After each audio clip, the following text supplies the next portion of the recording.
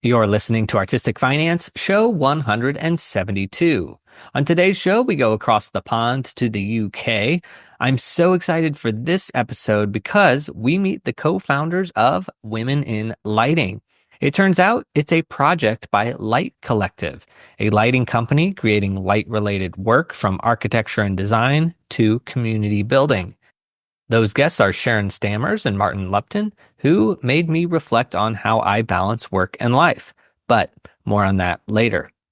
Amy D Lux guest hosts this interview, and they discuss balancing money goals and lifestyle goals, starting your own company and following your passions, and building a global project that connects 78 countries and counting. If you're new here, welcome to Artistic Finance, where we break down the wall between art and money. And if you're a regular listener, thank you for tuning in again. It means the world. There is video of today's interview. Find that in the description box of the show or at artisticfinance.com/172. Without further ado, let's get to the show.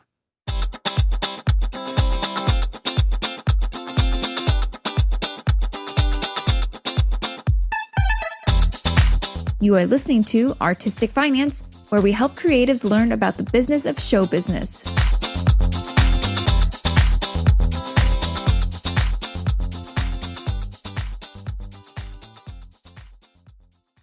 Thank you so much for joining us, Sharon Stammers or Martin Lupton from Women in Lighting, WIL abbreviated. Welcome to the show.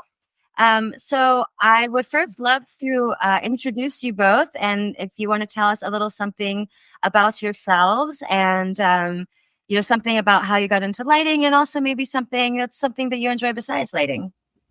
So I live in London with my two kids, my husband and my two cats. I got into lighting probably about 30 years ago when I did a theatre degree, and then I became a stage electrician, and then I went and did a Master's of Science in Architectural Lighting and have been involved ever since. Besides lighting, something I really enjoy is swimming, but only if it's outdoors. Nice. So I'm Martin. I live in Birmingham, which is in the middle of the UK, as far away from the sea as you can possibly get. But I'm originally from the northeast of England. I got into lighting through a degree in environmental engineering, and I then did a PhD in lighting.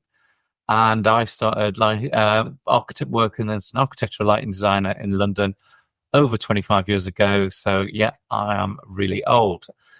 Something that I do enjoy outside of lighting is once a week I play touch rugby. Awesome. Got two sporting types here. I didn't even know. Yeah, we hide it well, believe me.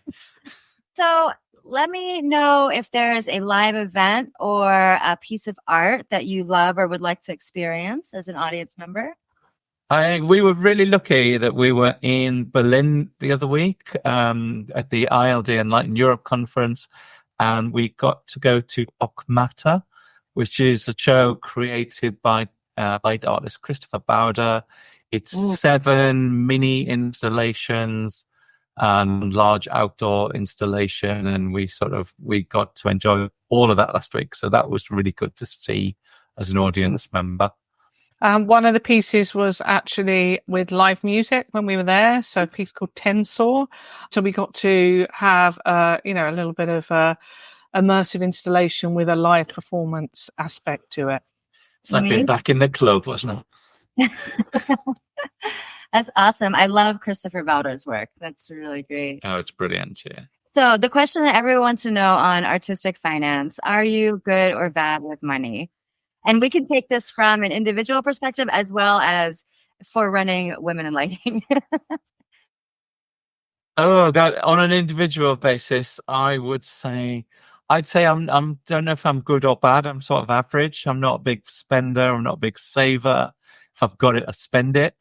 But I do sort of keep a little bit away. But I think actually COVID taught me a big lesson is that I don't need a lot of money to get by. I can sort of be happy and just get on with and get everything I need with not a lot of money. So that was quite good.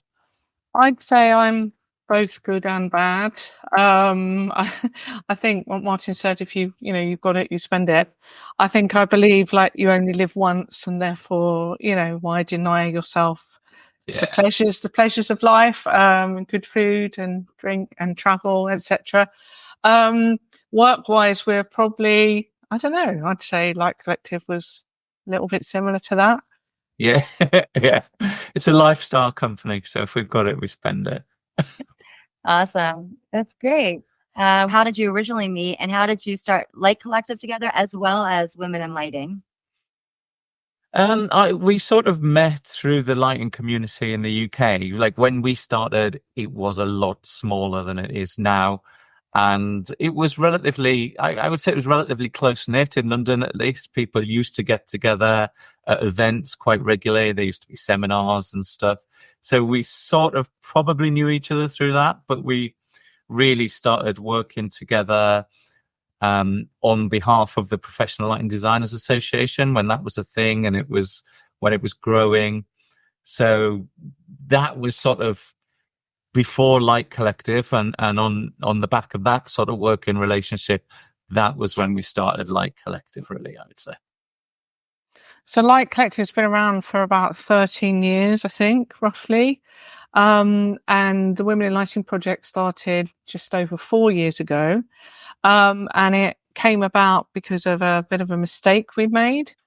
So one of the Light Collective projects we'd undertaken was to make a film called The Perfect Light Project, where we interviewed lots of different designers around the world about their opinion on LED and whether it was a perfect light source, given that we were all using it and weren't using anything else anymore. And then we showed our badly filmed, badly edited movie around the world. And we got to New York, and a group of designers came up to us afterwards and said, "Oh, we love your film. Where are all the women in it?" And we realized that we'd made a bit of a mistake, kind of large mistake, in really interviewing, I think, something like 19 men and 3 women. And that made us kind of consider, if that was a mistake that we'd made that easily, is that a mistake that everyone else was making? So we started to look at conferences around the world and different juries and all sorts of panels or magazine editorial boards, and look at the male-female split. And we found that actually it was very much male. So the early thrust of the project was to start something that made women in lighting very visible and challenged the idea that they weren't on any of these panels or keynote speakers, and to try and sort of change the balance a bit. Yeah. It's fantastic. And you've gotten traction very quickly for only 4 years. I think I told you in Germany, I tried to start something similar earlier in my career because it was, pointed out to me often that I was a touring female LD, and I was surprised. And I actually had a panel at LDI, and I really wanted to create like a collective and a group to bring more visibility as well as just opportunities to women in lighting. But I was so early in my career, and I just got really stuck in the quagmire of just getting my own career started, that it really kind of fizzled out. And it always bothered me that I was not able to bring it to the attention that it should have. So I've been very attracted to your organization, Women in Lighting. And, you've done such a fantastic job with it that it's hard to believe it's only been 4 years. I mean, you've got a lot of traction all over the world, and a large, I don't know if we would call it a membership, but a large group of participants. And the website is fantastic, and you're present at many trade shows and things like that. So kudos to you. How did you get it to take off what seems relatively quickly? Did you have any challenges in the beginning, or what was some of that timeline look like for you? I think initially, our intention wasn't that it was large. It was supposed to be a very small project where we would just look at, I think it was around 20 women, and interview them and put them on a website. And it did spiral massively in a wonderful way. One of the challenges was the fact that it was something we'd never done before. We're essentially architectural lighting designers. So like the film, we had to learn to make a film. Like this, we had to learn how to make and manage a community. And because it's sort of present and active around the world in so many different countries, I think we're up to 78, there's a lot of cultural challenges and differences across the board that we need to be aware of and sensitive to. The fact that we're just a very small team. There's us, our supporters, and Katia Colivea, who we work with, that really this big epic thing we have to manage is done by a handful of people. As you said, we didn't start it with the intention of great participation, and it organic grew. Maybe we were just sort of riding the zeitgeist. We were at the right time, saying the right thing at the right time. We made it pretty easy for people to participate. If you wanted to be part of the project, you could get on there and upload yourself and put your own interview up. And we went out and did the work of interviewing a lot of people to get them on there, to get the ball rolling, really. And so did you need any financial startup for getting it underway, getting the website built and things? What did funding look like in the beginning, and what does it look like now? How do you manage that? That was literally sort of how it happened. We came up with the idea for the project, and we looked for some companies that would support us. We specifically looked for, we tried to find a company with a female CEO or a female sort of board level member, because we thought, okay, they're going to be the most interested and invested. And we were really sort of super fortunate to come be introduced to and talk to Sharon Stammers at Forma Lighting. And she was on board right from the start. And as we said, we thought it would be, okay, here's a little project. We're going to do 20 interviews, get them up. This is what we need. This is what we need support for. And we did that, but she was so invested that she kept pushing for it to grow, and let's talk to more people, and let's go here and speak to these people. Why don't we do this? Let's add this in. So yeah, that was basically how it happened and how it was financially started, really. So that sounds like some seed money to get started. And then did that continue for the majority of the, early period, 6 months or a year? And then, how did it grow? So it's been supported by Forma Lighting overall ever since, because they saw huge value in being involved, and it's sort of been beneficial to both of us. And then we expanded by bringing on board another supporter, Ayrton Lighting, for us to find a way to venture into the entertainment lighting market and to help us speak to women there.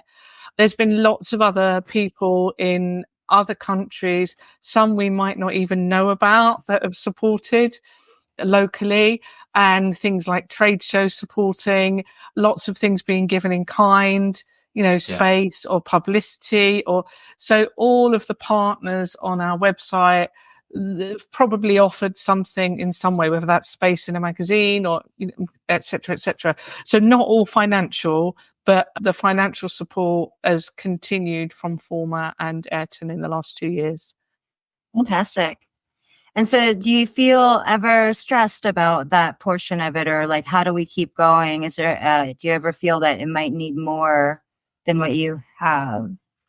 And no, I think we sort of tailor the project to what's needed and what's available. So, I mean, obviously from our point of view, it's a bit of a passion project as well. And we're a small 2-person company with very low overheads. So for us to sort of get involved and do something, we can make it happen at quite a low cost if we wanted to. So, I mean, there's personal investment in making it happen and taking it forward. But I don't think it's ever been a thing that we feel stressed about. We would just change the dynamic of how it goes. So it could be more or less active for a period. And then if there's the point where there's an opportunity to do something, then, and there's more funding available, we would do more. So we would just sort of balance it that way.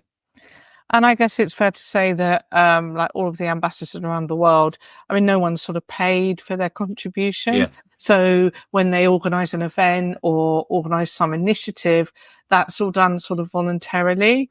I like a good example recently is Serbi, the ambassador for women in lighting in India, creating a book, like a coffee table book, to profile lots of different women and their supporters in India.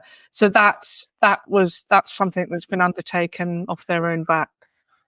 Yeah, I'm very excited about that. Do you want to tell us a little bit more about that timeline and when people can expect to see that, if we know? Their book is already available, the one in India. We actually are working on another book as Light Collective, which is our second book, the first one being about women light artists. And this one is about women in entertainment lighting. So we're looking at stage, concert, TV, film, live entertainment, and profiling women working in those fields in another lovely hardback book. But again, that, like, financially, if you look at the first book, we didn't have a sponsor to create it. We didn't have a publisher. We literally just sort of went out and we've made it happen. And so it's not a financial thing that is happening with a financial motive. We're just making that sort of thing happen. And then we've self-published it on Amazon.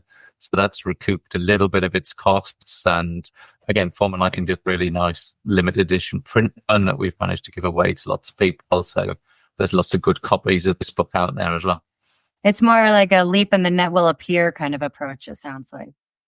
Sometimes, yeah. Yep. I'm a big fan of that. That passion-driven way to, drive your projects forward. Yeah. And if the net doesn't appear, tuck and roll.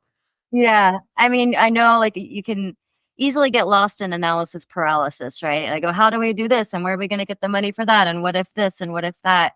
And that stalls a lot of projects. So just, feeling strongly about your vision and your mission, allows you to bring it into the world, and then the money stuff, it works itself out.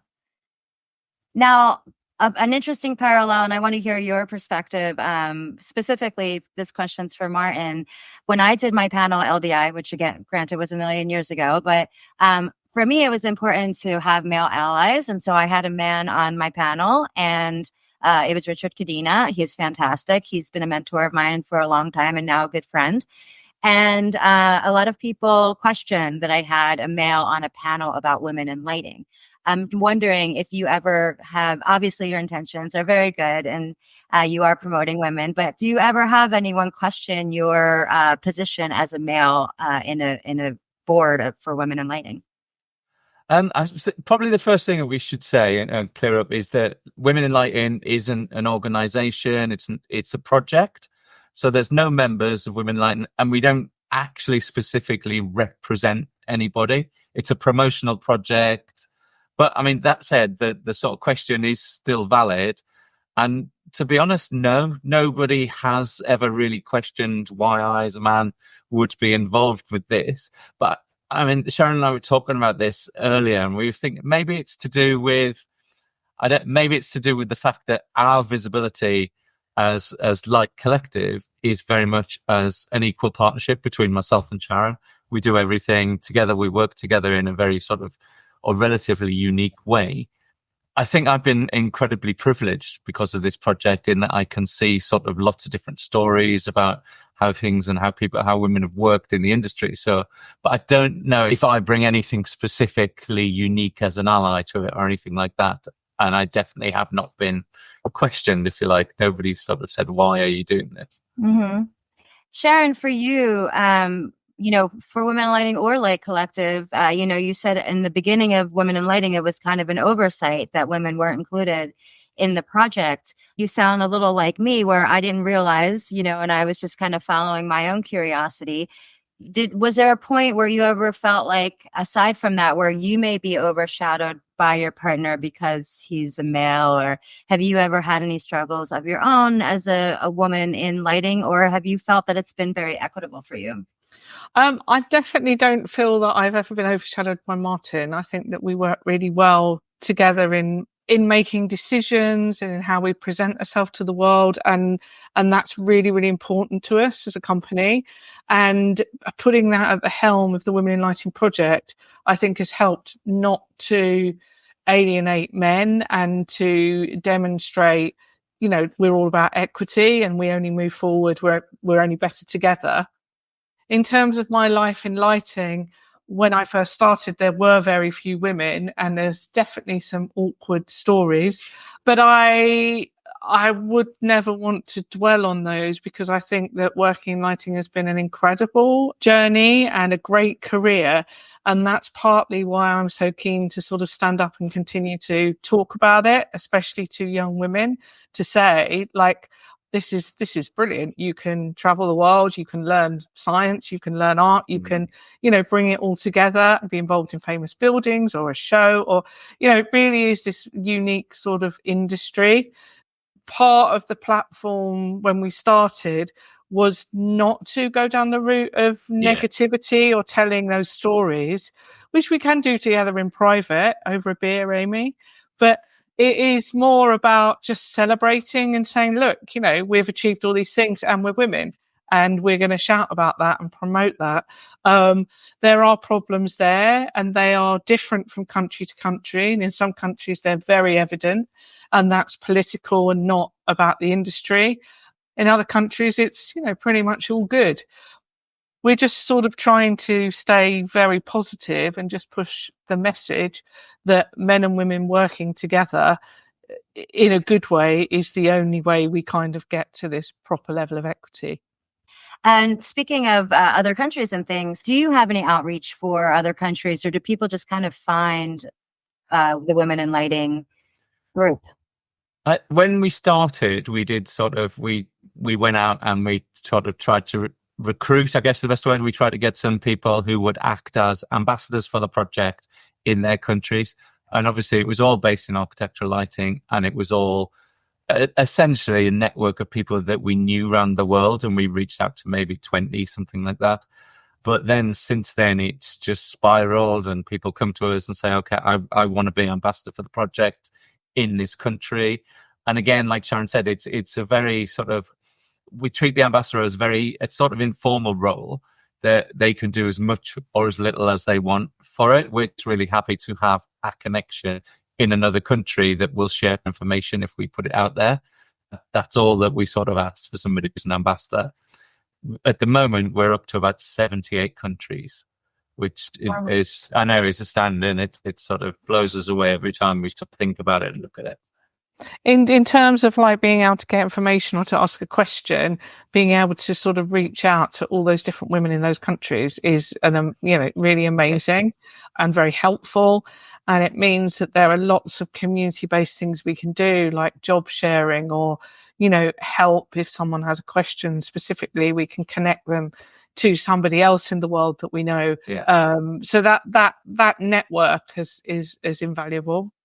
Yeah, that's fantastic. Are there any plans to have maybe a virtual get-together across 78 countries at this point, or is that a little bit too broad? No, during in COVID in lockdown, we sort of launched a thing that we call the Global Gathering, and we did 2 globe conferences, and we stepped them in 3 time zones. So Sharon and I got up at like 5 a.m. and started the conference with the Asia time zone. And then we did that. And then there was a little pause. And then we did a European, Middle East, African time zone. And then we did later in the day, we did a US, Latin America time zone. We had something like 1,500 people sign up to the first one with 750 turn up. So yeah, it was a brilliant thing to do. And it was really great to see the community connect together like that. Wow, wonderful. And then I know we've talked about Women in Lighting a lot, but let's talk a little bit about Light Collective as well. You said, was it 14 years? We're not sure. I think it's 13 or 14, yeah, around that. Yeah, okay. And that's been your sole focus for your lighting projects. You are co-principals and co-designers in that. Where do you focus most of your work? Is it UK-based, Europe-based, or just anywhere in the world? I mean, for the last 5 years, of Light Collective, we've generally moved away from actually doing design work, and we've got more involved in activism projects, conferences, events, organizing things for the community, basically the whole lighting community, not just the women in lighting community. Before that, our sort of design was pretty much, there was a little bit in the UK, a little bit in Europe, and we did quite a bit in the Middle East. We had some big projects in Kuwait. But we've always been a two-person company ever since we started 13 years ago. We never wanted to grow the company. So every project that we did, no matter what scale of design project it was, we did it ourselves. A little bit of freelancing, people coming in here and there. But generally, we've sort of done it as a two-person company. For the first time in all that time, we are now currently looking to have another office, which is quite exciting for us because it's really new. We are having a Light Collective LATAM. So we are essentially having an office in Mexico with the director is a woman in lighting called Magali Mendez, who we've worked with a lot over the years. Yeah, I just watch this space. Very much looking forward to that. Right down the street. I'll come visit. Any excuse for me to jump on a plane. Absolutely. That is so wonderful. So then it sounds very successful to me. I mean, how would you define success, and what is it that you look for success in your projects? I think it's different for different projects. Personally, success is, it's not monetary based. We need to, pay our mortgages and pay our life. Yeah, but we quite like doing things that make us happy, things that creatively fuel us. So taking on new challenges like learning how to make a book, or, different things like that, or feeling really good about things that we've done, like the Women in Lighting project, because it means so much to other people. So for me, success is, when I meet somebody who says, this project has, changed my life or helped me in some way, or that really is something that can't be beaten. But I mean, specifically, for Women in Lighting, what would you say, Martin? To define success, I would say probably what you've just said. It's like the fact that there's ongoing interest in it, people are talking about it, that people are still keen to get involved with it. People are sort of being empowered because of the project. So for Women in Lighting, I would define that as success, definitely. I think we've had a sort of incredibly lucky approach to success with Light Collective, in that we always sort of talk about Light Collective as being a lifestyle company, because when we started it, we didn't have an office. We still don't have an office. We've never had an office. We've been on the cloud for 13 years. Our overheads have been relatively low, which means that we can be incredibly flexible about what work we do, what work we want to do, if we have work or not, and how we keep going. We haven't always had mouths to feed, which has sort of made it a really interesting 30 years of work. But also it's meant that we could both get home when our kids were growing up and take our kids to school, or go on school trips, or when your kids are early, you can sit at home and work. It's been in a really sort of incredible company from that point of view. And that's why we sort of describe it as a lifestyle, because it literally has facilitated us living our lives at the same time as working. And we travel the world, we work all around the world with a pair of laptops, and we sit in random hotel lobbies and bars occasionally and work. And it's just been fantastic to travel and network and meet people at the same time as doing your job and actually earning a living. I mean, not sort of, you're not sort of breaking the bank and creating a massive empire, but we've made enough to keep going all the way through. I always think when you say lifestyle company, it makes it sound like we're, somewhere sipping tequila, which we may well be in Mexico. Somewhere. But, yeah. And sometimes we are. I would also say that all of that aside, we do work quite hard. But I think we should say that, because otherwise it's we just dot like around, it's all a bit lucky, we're not really working. Amongst everything else, all of these things do take, some dedication and focus. Yeah. And, I think in the US, obviously, you said you're about to have summer holiday. We don't have that kind of thing here. There's a different work ethic here that I think often can cross over with the UK and where you guys are from and where you work often. For a lot of people over here, because we've been so overcooked for so long, it was really the pandemic that helped people to reevaluate, what is success to me? What kind of money do I need? What kind of life do I want to be living? And I wonder, it sounds like you've kind of always had this idea of balance, where I don't think a lot of people, at least in my sphere, maybe have always had that. We've been trying to like work on our careers and, be successful and get the picket fence and all the things. But it sounds like both of you sound like you've always had that. And was that kind of, now you said during COVID, you learned to live off of less and you learned that you didn't need very much to get by. Beyond that, earlier when you were starting Light Collective, did you ever worry about that kind of thing, or how did you feel confident in that, I guess?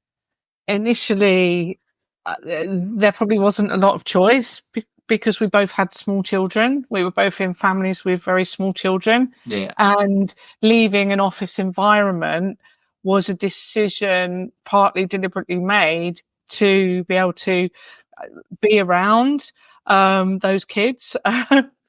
Because it is very difficult when you have a full-time job and you're focusing light on buildings at night or working in SDS or whatever to do that. So I would say that was probably a Kickstarter for it. Would you agree, Martin? Yeah, I would. I mean, one of the other reasons for making the decision of doing a much smaller company, just the two of us, was it meant that we actually could do the work that we wanted to do, so we could both be hands-on with design and the creative stuff. When you're involved with a big company, you tend to end up sort of further and further away from the job that you actually wanted to do. You end up being a management, no matter what company it is, you end up being in management and managing stuff and people. The point behind this small company was that we would both be hands-on and doing everything. But I would say that also over the years, there's been a couple of times where we've financially been very, very stretched, not necessarily to do with lack of work or planning, but more to do with the way some clients pay their bills, and how long it takes to get money from certain sort of places. And it just, that's the thing that's hurt us a lot. We've never had a sort of big cushion financially. We've just sort of cruised through, and then once or twice it's as happens even for big companies, you get owed a lot of money for a lot of work you've done that just hasn't been paid for, and that can be quite scary and hard work to push through. I'm sure, especially after you took the big leap to leave a job and be on your own, and the small children, I'm sure was a lot of incentive for that hustle and hard work that you talked about, Sharon, as well. Yeah. Can't just be lucky when you've got small kids to feed. So it sounds like it really did work out. You've had your ethics in the right place, your passion in the right place, and you've let that lead you. And I mean, I've been following Light Collective for a long time, even before we met through Women in Lighting, and just always love the work that you're working on and promoting, and the people that you collaborate with as well. So I am a big fan. I think you've done a fantastic job. And thanks again for coming and joining us and sharing your story. If you were to give any advice to anyone really getting started in lighting, and also I want to give some attention to people that are already established in lighting, because I know that we do give resources for people just getting started. But I think one thing that we've learned is that people can pivot later in life, and people can, it's healthy to reevaluate. And if somebody wanted to, I pivoted from entertainment to architectural.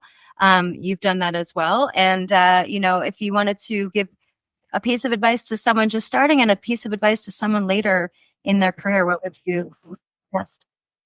I would say basically get out there and get involved, network, go to events, meet people and sort of get your face out there and learn from everybody around you. I think one of the most important things I got taught when I was new to lighting was to know your stuff, get as much knowledge about what you're doing as you can, because that will just give you confidence and give you a platform to work from. Okay, so people already established in lighting, I think it's really important to pay things forward or to give back. So I saw a nice meme the other day, and it was something like, be the person you wanted when you were younger. So I think it's really important when somebody asks for advice or contacts you with a question, that you have time for them and you are ready to share any information that you've come across in your career, and that they then go on and hopefully help other people too. I think that's really important. Absolutely. I love that. Well, thank you so much for joining us. It is always lovely to talk with you, and I'm looking forward to seeing you at the next trade show or wherever it may be. Where can people find out about anything Light Collective, Women in Lighting, the upcoming book? Where do we stay in touch? For Women in Lighting, the Women in Lighting website, lots of resources. We also are on Instagram, LinkedIn and Facebook. And we have a newsletter. We have a general newsletter and a newsletter specifically for entertainment lighting. All of those links are on the website. Join those. Yeah, there's similar for Light Collective. Instagram is probably the best thing, and LinkedIn.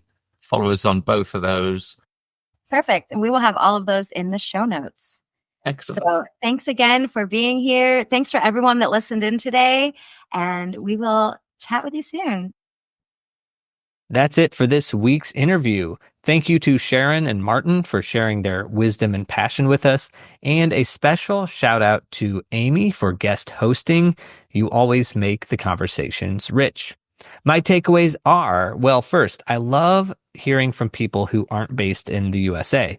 So even in the UK, which doesn't seem as relaxed as other parts of Europe, they still seem more chill and balanced with work and life. Now, if you're London based, you may be begging to differ here, but that's how I see it. Now, the other thing is that Sharon and Martin with Light Collective are architecture lighting based. So they aren't working in live events, which is most of the people that we talk to on this show are. So that plays into this feeling I have of them not rushing from gig to gig. And so I sort of admire that. Okay, my first takeaway is that Martin mentioned that during COVID, he could live with little. And that's just something I relate to, because I feel like most of us, that's true. It's the little things in life. So to survive a life or live a good life, we don't actually need a bunch of money. Regarding both Light Collective and Women in Lighting, financially speaking, keeping the overhead low. Now, that's a theme that throughout this podcast we've seen. It reminds me of Ben Davis, who Amy D Lux also interviewed. Now, he was in San Francisco and he raised $11 million. And part of that was by keeping overhead low. It's just him at his organization plus a couple other people. And Women in Lighting is the same thing. It's just Sharon and Martin. And so even though they have this absolutely incredible organization spanning so many countries across the globe, and they have books out, and they have a big social media presence and just highlighting a lot of women, all that, but it's just the two of them.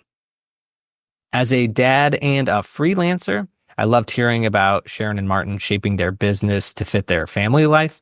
It's something I'm always trying to figure out myself, so that part of the story hit home for me. Martin mentioning that they've had lean times in Light Collective because of how money is paid out on different projects. Now, that relates to our last episode with Erica D. Hayes, who was talking about net 30, net 45, and net 60. And when you get into architectural projects, they have potentially really long timelines, and so you can take years to get paid on those. Martin's advice to young people: get out there, network, know your stuff, and get as much knowledge as possible, which gives you confidence and a platform to start with. Now, specifically, I'm thinking of the console that I talked about last episode, the Hog 4, which I worked on at Silver Dollar City. Now, taking the job there, there were a lot of unknowns about the skill level of the workers. Now, I was upfront about not being an expert on the console, but they told me the electrician could program and they knew it backward and forward. Now, that sounds great, but I've been told that a lot of times, and almost never is it true. But it's usually on an EOS console, which I have no problem with, so I'm never worried. But this situation, I actually wasn't too concerned either, because 13 years ago when I was in school, I taught myself Hog 4. I forced myself to light an opera on it. And I say I taught myself because the school owned the console, but nobody knew how to use it. And so they said, Ethan, if you're going to do it, we really can't help you. And that was true, but it was all fine. Anyway, because I did that, even though it was over a decade ago, going into this gig, I had enough confidence that if their programmer didn't know it as well as they said they did, that I could jump in. Now, it worked out great, but I still did have to call Hog expert Matt Gaminsky 1,000 times. But this is where Martin's advice of know your stuff keeps on going, because Matt, as I'm on the phone with him trying to get answers to things, he is simultaneously asking me if I'm willing to travel and take some Hog programming jobs that he can't do.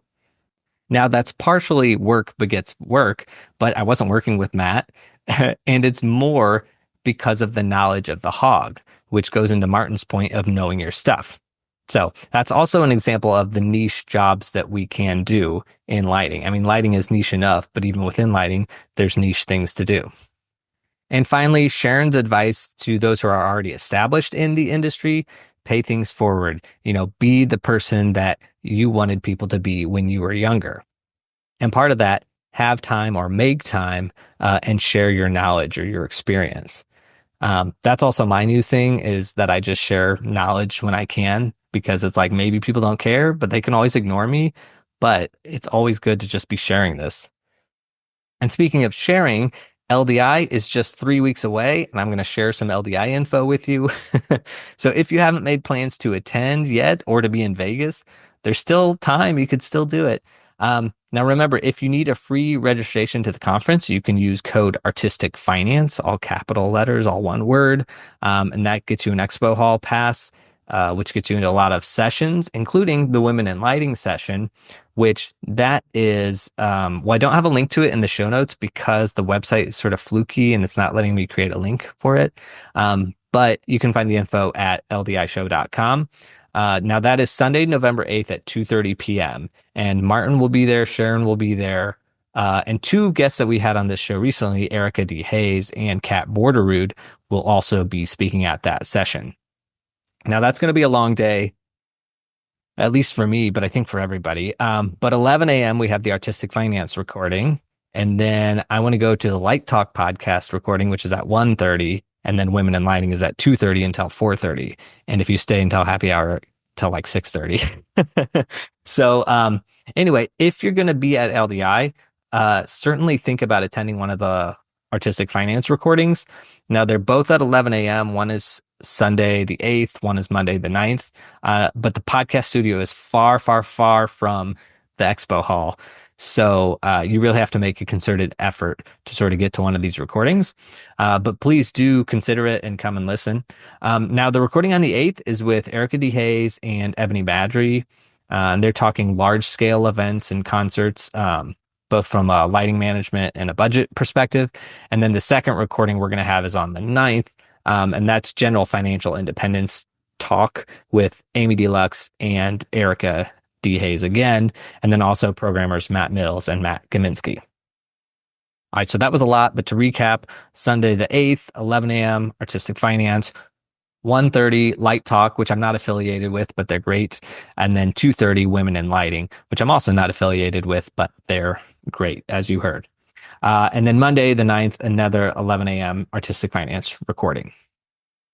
And of course, register for the conference with code Artistic Finance if you want. Doesn't make a difference to me, but it's a free registration if you need it. So if you are at LDI, please stop by and say hi. I love to meet real people who listen to the show because it's a small group, but I do know you exist because I see the show being downloaded in various states and countries every week. I do hope that some of you can make it to LDI because that is the one chance and the one place that we have for our paths to cross. So it would be super cool. Now, if you have made it this far into the episode, you're a real listener, and you might be interested to know that I've joined Blue Sky. Now, that's becoming sort of the Twitter replacement. I did try Twitter early on in this podcast's history because some of the early guests were really into it, but then it just wasn't my thing. And then Elon Musk bought it. And at that point, I kept the handle, but I deleted all my posts and logged out forever. But now with the election fallout, etc., there's just been so much coverage of people going to Blue Sky. And so I thought, well, let me check it out. And I made the mistake of logging in and then seeing all this fun stuff and getting distracted. But anyway, I made a handle for Artistic Finance. Now, all I'm going to be doing is posting a graphic of every episode that comes out. So it's not like new information necessarily, but if you're on Blue Sky, go find Artistic Finance and give us a follow if you'd like. Now, if social media isn't your thing, but you still maybe want to support me and the show, the best way that you can do that is by joining up as a patron. And all patrons get early releases of episodes and ad-free episodes. And you can sign up at patreon.com/artisticfinance. Now, the dad joke to end the episode is, and I'm not proud of it, but it is what I have. Actually, who am I kidding? I'm very proud of this one. I'm proud of it. Okay. So here it is. Why did the incandescent light bulb start a feminist movement? Because every time it was dimmed down by the patriarchy, it was told to stay cool. But all it could do was shift red with rage. That's it for today. Until next week, take care, keep creating, keep shining, and break a leg.